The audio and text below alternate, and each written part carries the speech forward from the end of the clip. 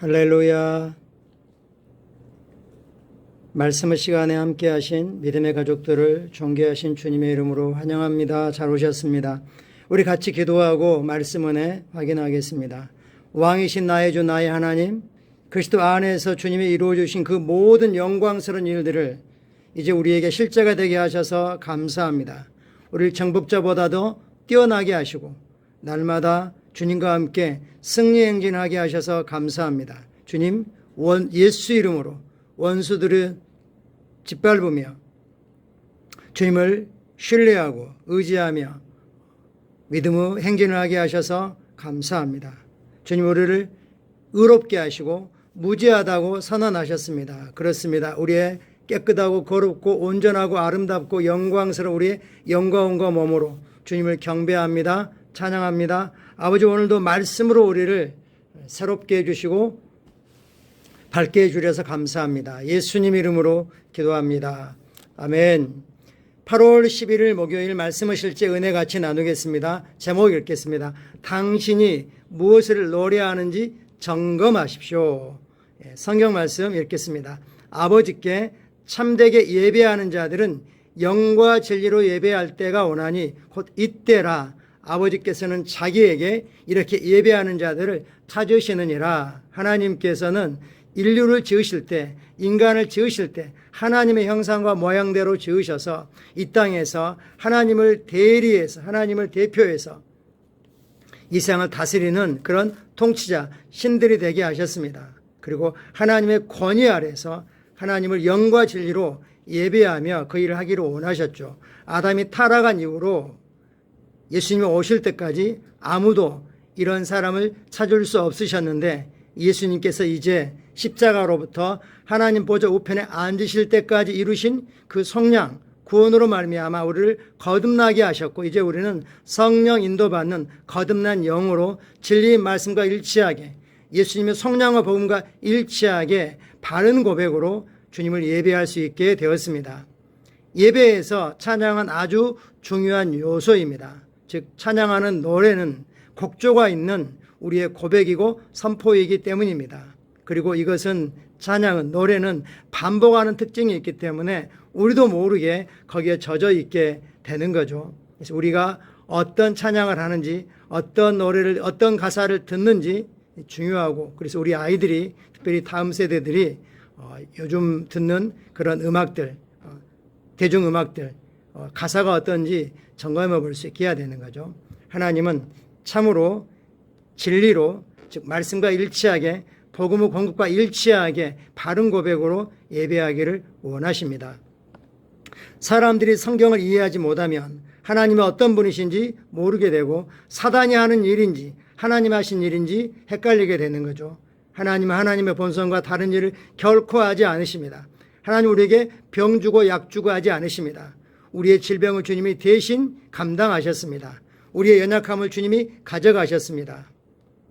우리의 가난을, 우리의 수치를 주님이 가져가셨습니다. 그리고 주님의 강함을, 주님의 부요함을, 주님의 영광스럽고 아름다움을, 왕국의 풍성함을 우리에게 아끼지 않고 주셨습니다. 그리고 그리스도 안에서 하나님께서 행하신 일이 무엇인지 모른다면 다른 고백을 할 수밖에 없습니다. 또 우리가 그리스도 안에서 누구인지, 뭘 가지고 있는지, 우리가 성령님과 함께 성령을 통해서 뭘 할 수 있는지를 말씀을 통해서 올바로 이해하지 못한다면 그것이 그들이 부르는 노래 그대로 드러나게 되죠. 우리의 부르는 노래는 믿음의 고백과 선포해야 됩니다. 많은 세월 동안 교회 전통으로 하나님의 백성들이 그들의 감정에 큰 영향을 미치지만 참되고 지속적인 영적 효과를 주지 않는 비성경적인 노래들을 많이 불러왔습니다. 성경과 일치하지 않은, 그리스도 복음의 공급과 일치하지 않는 그런 것들이죠. 특별히 해 주시옵소서라는 이런 것들이죠. 주님 나와 함께 하소서.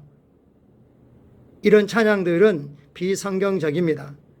내가 너와 함께한다. 나의 이름은 여호와 샴마로서 너희와 함께하고 있다. 나는 너희 안에 그리고 너희와 함께 영원히 함께한다 이렇게 말씀하셨는데 말씀을 정면으로 부인하는 것들이죠. 그래서 그것들은 서서히 우리도 모르는 사이에 믿음을 무너뜨리는 거죠. 예를 들어 놨습니다. 그러한 노래 중 하나는 나의 잔을 채우소서, Fill my cup, Lord. 나의 잔을 채우소서.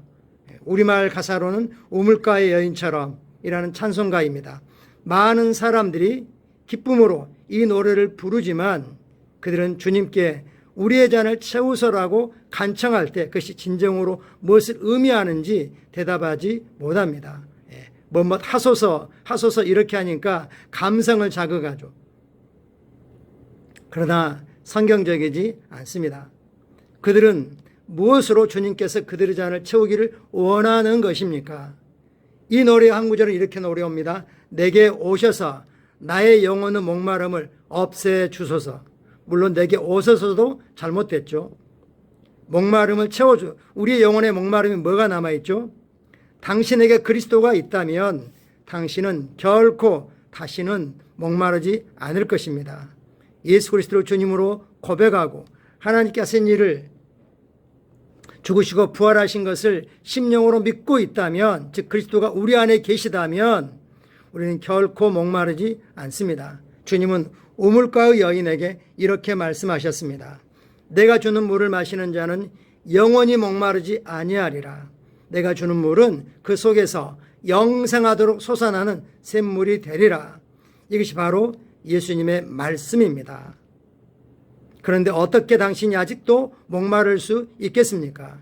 물론 이것도 믿지 않는, 아직 거듭나지 않은 사마리아 여인에게 하신 말씀이죠.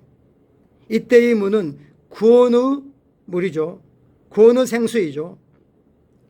그 솟아나는 샘물이 되리라면서 단수를 사용했습니다. 구약 성경 말씀 이용하면서 구원의 우물에서 마신다라고 말씀하고 있죠. 그래서 우리는 영원히 목마르지 않습니다. 더 이상 갈증이 없습니다.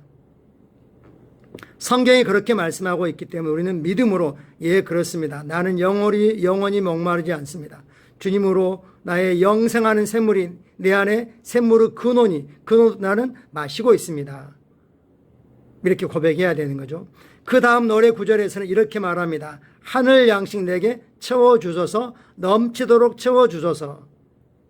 어떻게 이룰 수 있습니까? 요한복음 6장에서 주님은 이렇게 선언하셨습니다. 예수께서 이르시되 나는 생명의 떡이니 내게 오는 자는 결코 줄이지 아니할 터이요. 내게 오는 자는 결코 줄이지 아니할 터이요. 나를 믿는 자는 영원히 목마르지 아니하리라. 이 구절에서 당신에게 예수님이 있다면 다시는 줄이고 목마르지 않을 것이라는 것을 매우 분명하게 말씀하고 계십니다. 내게 오는 자는 아직도 예수님께 안 가셨습니까? 예수님이 저 멀리 계십니까? 아닙니다. 예수님은 우리에게 더 이상 가까이 할 수 없을 정도로 말씀으로 성령으로 그리스도로 기름 부음으로 그리고 그리스도 몸된 교회를 통해서 우리 안에 영원히 거처를 본부를 삼고 우리와 함께 하고 계십니다. 그럼 우리의 목마름은 영원히 해결되었습니다. 우리의 굶주림은 영원히 해결되었습니다.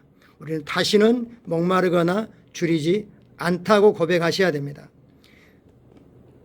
즉 사람들이 복음에 대해서 이해가 분명하지 않기 때문에 말씀에 대한 계시가 어둡기 때문에 그런 노래들이 영적인 감성을 자극한다고 계속 부르고 있는 거죠.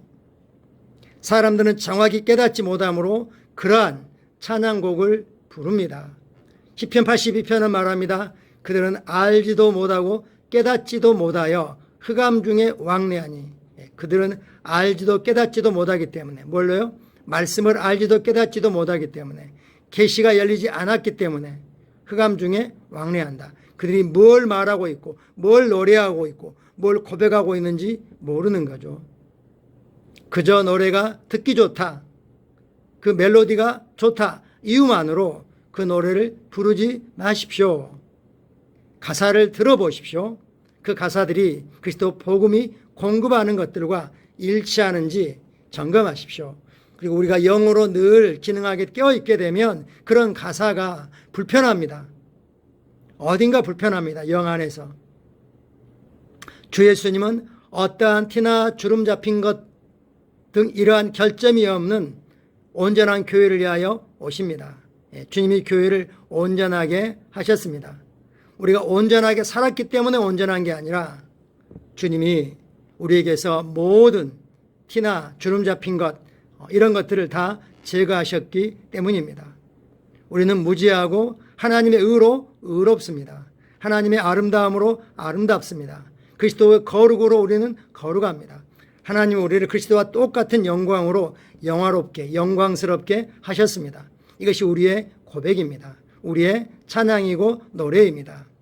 그리고 주님은 우리가 더 이상 온갖 교리의 풍조에 요동하는 어린 아이에서 벗어나 우리 주 곧 구주 예수 그리스도와 그리스도 은혜와 그를 아는 지식 안에서 자라가기를 명령하고 계시죠. 그러므로 예배 가운데 찬양을 부를 때, 특별히 찬양으로 성도들을 섬기는 그런 자들은 하나님의 말씀의 진리, 즉 복음의 진리에 굳게 서야 되고 진리를 아는 지식과 이해 안에서 찬양을 선정하고, 만약에 가사가 올바르지 않다면 가사를 바꿔야죠. 참고 성경 구절 같이 보겠습니다. 골로새 1장 9절 말씀입니다. 이로써 듣던 날로부터 우리도 너희를 위하여 그치지 아니하고 구하노니 너희로 하여금 모든 영적인 지혜와 총명에, 지혜와 총명, 언더스탠딩에 하나님의 뜻을 아는 것으로 채우게 하시고, 우리 성도들은 이 영역이 계속해서 계시가 밝아지고 있고 전진하고 있습니다. 역대상 16장 말씀입니다. 너희는 여호와께 감사하며 그 이름을 불러 아뢰며 그가 행하신 일을 만민 중에 알릴지어다. 주님께서 그리스도 안에서 행하신 일을 우리가 노래하라는 거죠. 그에게 노래하며 그를 찬양하고 그의 모든 원더풀한 놀라운 일들을 전할지어다. 그의 거룩한 이름을 자랑하라.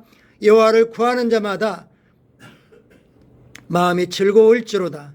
여호와와 그의 능력을 구할지어다. 항상 그의 얼굴을 찾을지어다. 그의 종 이스라엘 후손 곧 택하신 야고보 자손 너희는 그의 행하신 기사와 그의 이적과 그의 이부 법도를 기억할지어다. 아멘. 시편 66편 1절부터 4절 NIV로 뭐라 그랬습니다. 온 땅이여 하나님께 기쁨으로 외치라. 그분의 이름의 영광을 노래하라. 그분의 찬양을 영광스럽게 만들어라. 하나님께 말씀드리라. 주님의 행적들이 얼마나 경외심을 불러일으키는지요.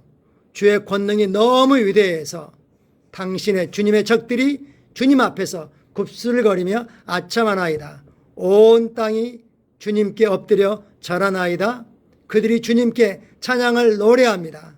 그들이 주님의 이름에 찬양들을 노래합니다. 할렐루야. 우리의 찬양이 얼마나 힘있고 능력있고 또 복음을 나타내야 되는지 우리가 다시 한번 생각해 보게 됩니다. 평상시 우리의 일상의 고백이 무엇인지 점검해 보라고 도전하십니다. 같이 기도하겠습니다. 사랑하는 아버지, 아버지 뜻을 아는 지식으로 모든 지혜와 영적인 이해로 나를 채워주셔서 감사합니다. 나는 영과 진리로 주님을 알고 예배합니다. 아버지 말씀이 주님과 교제의 토대입니다. 그럼 나는 부지런히 나의 찬양의 노래가 항상 아버지 말씀과 일치하게 합니다. 주님의 말씀이 진리이기 때문입니다. 예수 이름으로 기도합니다. 아멘. 우리가 어떤 리포트 보고를 받았을 때, 예를 들면 요즘 코로나가 다시 막 늘어나고 있다고 말하고 있죠. 그래서 우리도 진단 키트를 했더니 2줄이 나왔다는 걸 보았을 때 어떻게 해야 됩니까? 접촉했던 사람들을 위해서 안내를 해줘야 되지만, 그때부터 예수님이 채찍에 맞아 나는 나았다고 하는 진리 이유의 쓰기로 딱 결단해야 되죠. 그리고 진리의 증상이, 현상이 복종할 때까지 우리는 진리를 계속해서 선포해야 됩니다.